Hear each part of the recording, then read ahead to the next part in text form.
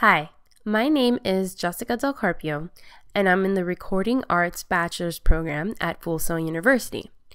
Today, I'm here to talk about exclusive rights versus a work being in the public domain. As an author, when you create a work, you are now the said owner of the exclusive rights to that work. This is none other known as a copyright.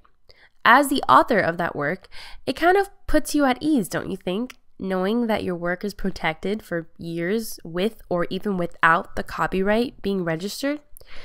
Though your work is protected because it is yours, a copyright doesn't last forever, even with it being registered. Unfortunately, copyright only lasts as long as the author is alive, plus an additional 70 years. Once the date of the copyright expires, the work becomes public domain, which ultimately means that anyone in this world can make a derivative, make a reproduction of the work, or use the work in any way and not be penalized for it. They could even make profit off the work. Once the work becomes public domain, the owner loses all exclusive rights to the piece. There have been groups that have been for extending exclusive rights and groups that have been pushing more towards works being released. But regardless of what side you're on here, there is complete balance. Authors are more prone to make new creations knowing that they are protected, but the benefit of having it eventually become public domain is that our society grows and expands its knowledge on new things. If everything continued to belong to someone, who knows where we'd be today? Which leads me to talk about a few works and why I agree or disagree with them being either protected by copyright or belonging to the public domain. One example in the public domain is Herman Melville's Moby Dick. Though I don't exactly find complete excitement over reading this particular novel, I do agree on it being in the public domain because as a student, I benefited learning literary concepts, as well as my peers. Without a book like this being available, the English department, I believe, would lack material to be able to feed knowledge to its students. It is essential to education in all senses. The Mona Lisa. It is a tattoo that Leonardo da Vinci left in the art world.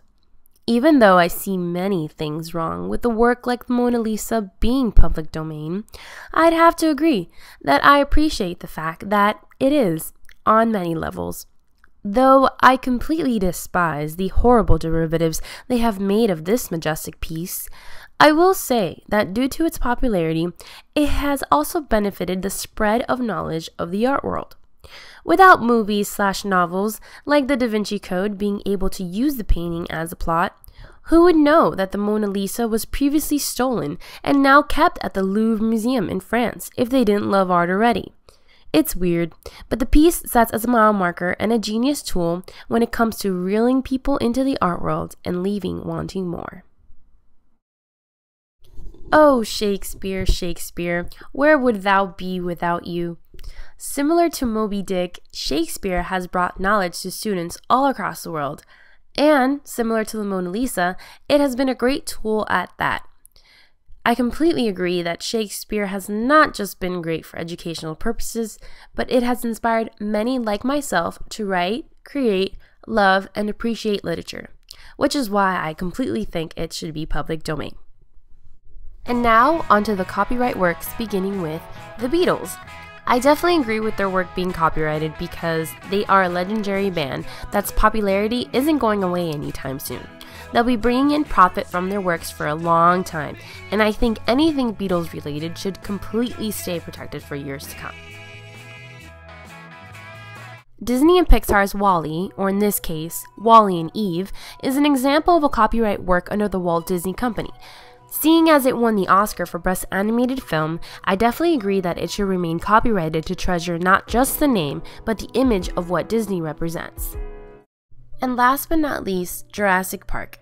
I definitely think something like this should be copyrighted because it is more recent and Michael Crichton deserves to own exclusive rights to something so amazing and entertaining.